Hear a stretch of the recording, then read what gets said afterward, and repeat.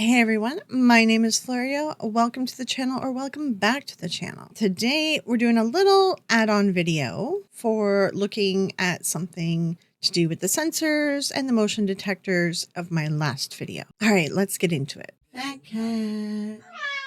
After my video aired, Kenny Biddle reached out to me and he told me that Dawson's motion detector is actually using the ultrasonic sensors and not the infrared. And he sent me pictures and showed it all to me. But the interesting thing is he sent me the model number for it, which lets us look up a little bit more about it, right? So I thought we would take a look at this. It'll be like an add-on to the motion detector thing because my next video we're going into the other devices and it's pretty long anyway. So I figure I'm just going to make a separate video for the add-on for the correction slash, whatever, defining the motion sensors a little bit. All right, so let me show you what he sent me.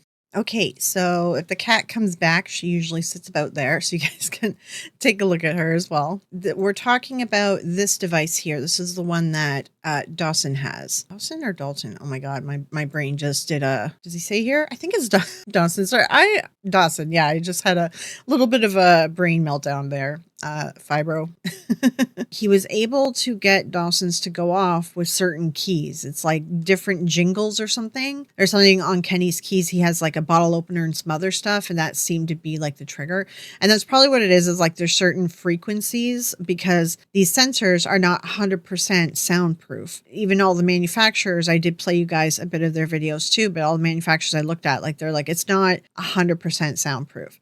And that's why for security systems, that's why they're recommending to do both IR and ultrasonic. And that's great for security systems. Humans are 3D and we are hot. So those systems are going to pick it up. Ghosts are not 3D and supposedly not hot. So these motion detectors, yeah, they're not going to pick it up. Spoke with Josh from Paranormal Seekers this morning. He tried the key jingle thing with PMB version, did not work. Both Josh and Dawson had negative results of this test on their equipment. I did get the results from another friend who tested the same sensor I'm using and found it was also affected by the keys. So for now, this model is triggered by these tests. The MB Ghost model is not. I'm ordering one of the models to have it tested properly. Okay, so Kenny explained to me that he got a hold of the one that Dawson has, and he explained that it's this ultrasonic sensor that actually has it. He tested it side by side with the one he had, which uses separate transmitter and receiver. Unfortunately, the Ghost Augustine website has the wrong info. Yeah, because I was reading the PIR, the infrared sensor, like it's on their website, and they have it's incorrect. Right? It's not the correct sensor. Let me just show you. Kenny sent me this. So here's the device, right? Then they open it up. There's the model number of the sensor. Okay. And you can see it right there. So it's interesting. I'd be curious exactly what model number the coffin uses because that is the more popular one. Now, what's interesting is, so Kenny, he was able to get it to be recreated, but he was saying something about, the keys that he had, like it was depending on the different levels of the sound, sort of like, I guess, like something a little bit more high pitched or something in a little bit different range would set it off. Whereas Kenny had the one that he originally had, it was more sensitive to being set off, right? So I'm just taking a look. Here's the website, or a website with it for sale. So it talks about the sensor, and it even says here, narrowest detection field, highest noise tolerance. So I think it's a better quality sensor, to be honest, if the other one is set off by sound. But I am curious actually what's in the coffin. So you can kind of see the design of the sensor. And when I was looking at these sensors, there was different pattern for how it goes out. So if you take a look here, you have 1.5 meters, which is 5 feet, and 1 meter, which is 3.5 feet. And that gives you an idea too of which sensor they're using. So this one is a 5 meter range. So that's 16 feet. So I'm going to take a look and see if we can find something like that.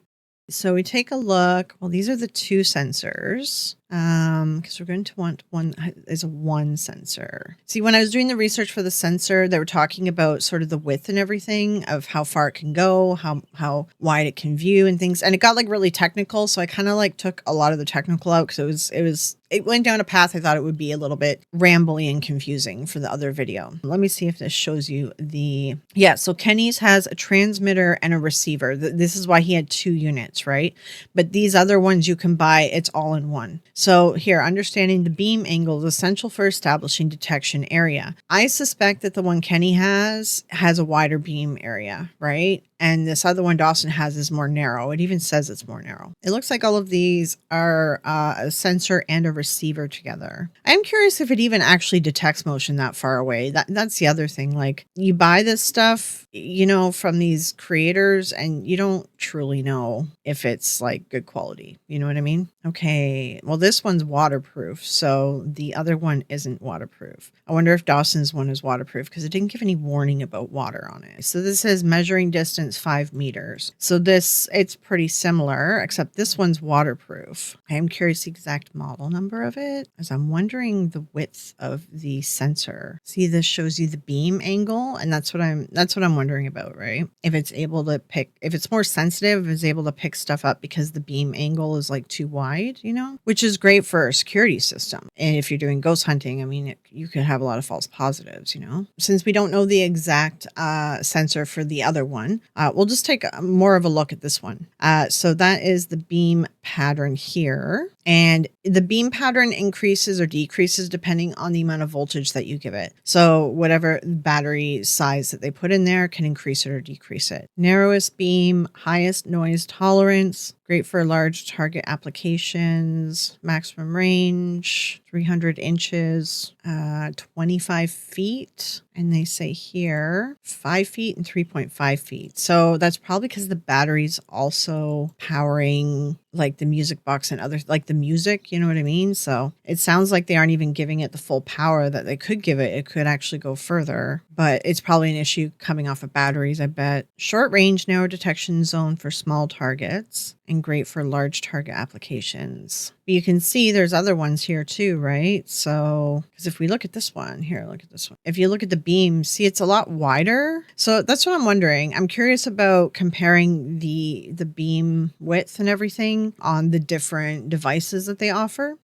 But the other thing I wanted to also point out is, look, you can buy these things for like $30, $46. Super cheap. There's probably a Raspberry Pi in it because it's a very small computer. It doesn't require a ton of power, and you can do a simple like program on it. So you can get a Raspberry Pi anywhere from like $20 to like $300. I really doubt that they have like a high quality, high end Raspberry Pi in it. It's going to be something very small. Okay, so the smallest one, it looks like these 02 are the small ones. $30, $12, and this is Canadian. So for Americans, take away 30% or something like that. Like it's like, so Canadian dollars worth like 70 cents. So whatever math that is, Okay. So that's essentially it. It's very tiny. I don't know if I can show you guys a comparison. The Raspberry Pi 02, these are the teeny ones that could definitely fit inside that music box. Then you have the sensor, then you have the playing music itself too. So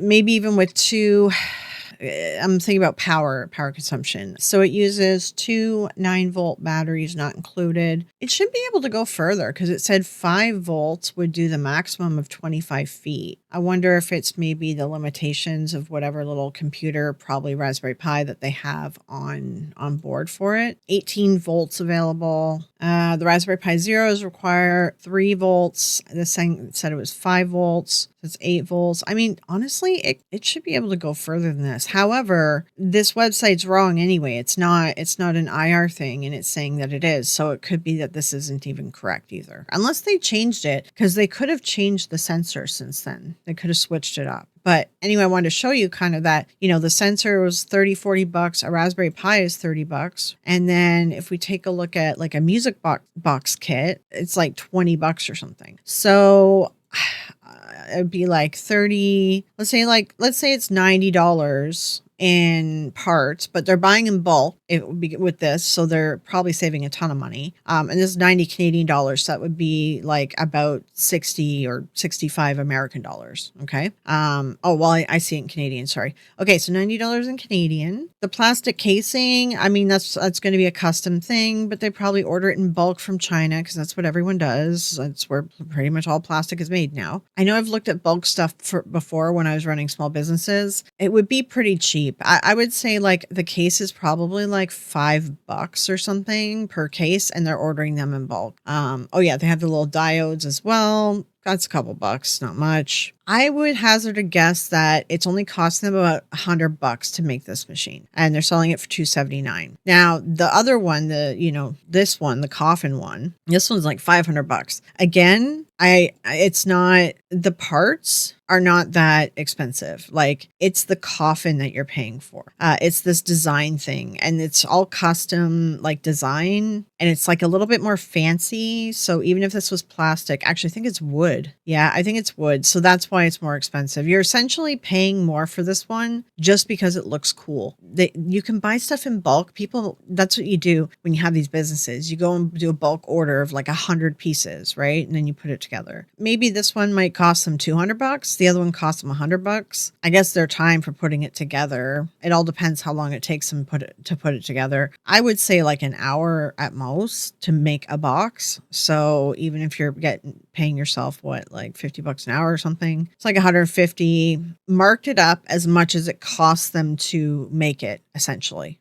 I'm just going to interject and actually change my opinion, I think, on this. I was taking a look at Kenny's pictures that he sent me. I don't think that they are using Raspberry Pi. I think they're using a simple kit, like a diode kit, just like a yes/no thing. If I went to AliExpress where you can buy stuff in bulk, we're looking at like $1.89 per board. Even if you wanted to buy some extra light diodes and stuff, like it's only a couple bucks for like a pack of them. You get a ton of them. I have a feeling though it's this. I have a feeling it's a yes/no kind of board. A couple bucks per board. And if you take a look at the sensors, yeah, they don't have the exact same sensor, but I guarantee they're buying it in bulk, something like this. So let's say the highest price we're looking at is like $11 per sensor. You buy it in bulk. That's why it's cheaper. And if we just like look at other sensors as well, you can see there's lots of different options in here too. I'd say $11, a couple bucks for the diode and the board. You have like a music box kit, something like this, 90 cents per item. This one's $5. Let's even give it like $5 or something like this. Oh, I think it's kind of looks a little bit more like this. So let's go in between because there was some hand cranky ones. Let's say $10 for the sensor, $10 for the music box, light diode, circuit board and kit. Let's say $2 to $4. So it's only about $30 probably in parts. Plus you have your custom plastic pieces, but you're going to buy those in bulk. So $5. I'm going to say that this probably only costs them actually like $50 or $60 to make it, including their labor. Like I'm going to hazard a guess that there's no way it cracks over $100 to make it, other than the wooden box, of course, would be like a fancier item because it's wood. There's no way that the wood would cost $100. No, it's got to be $150. So that markup's probably like $400. I just wanted to like add these prices in here so you guys also get an idea of how much they're spending to make these things versus how much they're charging us. Also, I forgot the 9-volt battery compartment kit, and it's a 2-piecer. So I had like an extra, I don't know, $5 or $10 on top of it. Plus AliExpress is where you go when you don't really have contacts. But if you have contacts and you do a lot of business in China, or you have direct contact with the manufacturer, it's even cheaper than AliExpress. AliExpress is just kind of where you go before you develop contacts, before you start selling more product, that you can be able to make the contacts with these people. Yeah, so I just want to do this little video to show you guys what Kenny sent me. However, I am curious if maybe they changed the sensor that's in here, if it's different from what it used to be and now it's an IR sensor. I just wanted to add something as well. I spoke with Kenny and he did point out that if they changed that device to be an IR sensor, it would look differently, because normally the IR sensors, they require this lens, this dome over top. It's what gives them the field of view that they have. You can use it without the dome, but pretty much it only sees on the sides for the most part if you use it without the dome. Would I put it past someone to cheap out and use it without the dome? I mean, I wouldn't put it past some of these gadget companies because they're selling you crap anyway.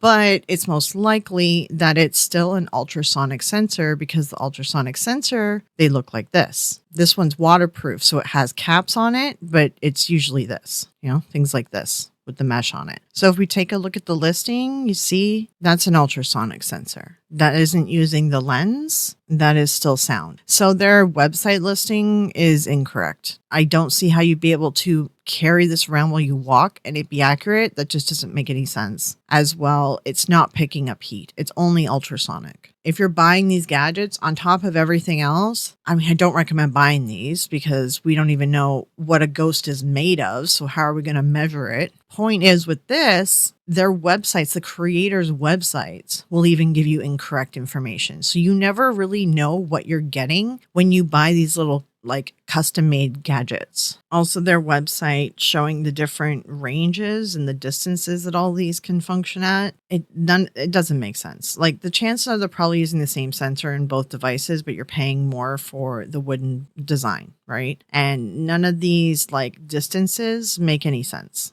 It's even less distance than the actual model number that's in there. So I don't know if it's their software, their board or something, or if they're just totally incorrect on their website, which is probably the website. Yeah, because Kenny he goes on to say that on the manufacturer website, it says it has a range of 6 inches out of 254 inches, which is 21 feet. He has the 1.5 meter version, which is under 5 feet. And he says, yet it barely reaches that in any open environments. Meaning if it's pointed at nothing, say down a tunnel, then anything that may cause a sound within the frequency range will change the time of flight response. The farther away a person is from the sensor, the less likely it will pick them up. Yeah, even the distances that Kenny's saying that he noticed when he bought this box, it's not even making the distances it's not matching the distances from the manufacturer. So anyway, I just wanted to also add this little part in as well.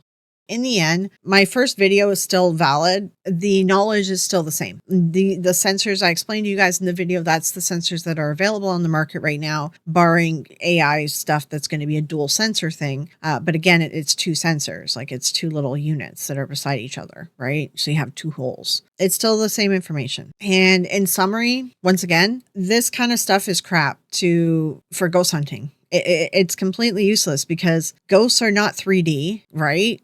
Well, we don't really know what ghosts are, but we assume ghosts are not 3D. You can walk through them or whatever. They're misty. So an ultrasonic sensor isn't going to pick it up. And ghosts are supposed to be cold. So an IR sensor isn't going to pick it up either because an IR sensor doesn't go off with cold. It goes off with heat. I couldn't find anywhere online that has an IR sensor that goes off with cold. It goes off with heat. I think these devices are just useless. And honestly, we don't even know if ghosts exist. We don't know what they're made of. We don't know what we're looking for. So making these gadgets is kind of like pointless because we don't really know what we're making a gadget to sense. So I honestly think that they're all just BS. If you want to get it for a YouTube video or to make a video more entertaining, go for it with these gadgets. And we're going to talk about more of the gadgets in the next video next week or this week. But if you're getting like FOMO and you're like, oh, I go out ghost hunting, I have all the gadgets that everyone else has. Don't stress about it, honestly, because like they're kind of useless. They're not really giving anything back. I think the best thing you can do is just go in with like cameras, voice recorder. That's not a DR60, and we'll get to that in the next video. And just like a notebook and make some notes. Just sit quietly and listen. But I know that doesn't make for an entertaining YouTube video. And yes, if I went ghost hunting, if I was going to post it on YouTube, I would use some of these talkie devices and other things just to make it entertaining for the viewer. But I would make it clear that that's the only reason I'm using these devices. Right. So anyway, that's the update from Kenny. There'll probably be more updates from him too. I think anything that you see on YouTube videos or TV shows or whatever is either like, them blatantly faking it, which there are TV shows and YouTube channels do that. Or it's just like a bug in it, right? If they're using the coffin, they could be screaming, which they often do. There could be a noise. There could be moisture in the air that's setting it off. There's different things that could be setting it off. I also think that also a lot of them too, they aren't setting them up properly. Like they're not placing them on a flat surface and testing to make sure that they're not giving false positive. They're just throwing it on the ground or wherever and then turning it on and walking away. So anyway, that is the conclusion on these motion detection ones for now, until something changes, until a new model or whatever comes out. We'll get into more gadgets in my next video, and yeah, I look forward to it. Also, guys, you go check out, as I've said before, Kenny is great with gadgets and debunking. So is Mythos, Mr. Gray, Beardo as well. They all do gadgets, debunking, and editing as well. Oh, there's that new guy, Paranormal something. He's from Africa. I feature him in the upcoming video too. Definitely go check all them out too. The main reason I haven't debunked gadgets and stuff yet is because they have all done these videos, and like these gadgets have been around for a while. When I started looking at this, I'm more looking at the angle of, are YouTubers messing with them on purpose to make their videos more entertaining, or are they just oblivious and not setting them up correctly? And that's sort of where the path I'm going down with these. But while we go down that path, we're going to debunk the devices and look at issues with them as well. All right, I've rambled enough in this video. I will talk to you guys later. You'll see we'll see me in the next video or the next live. Have a good one. Bye.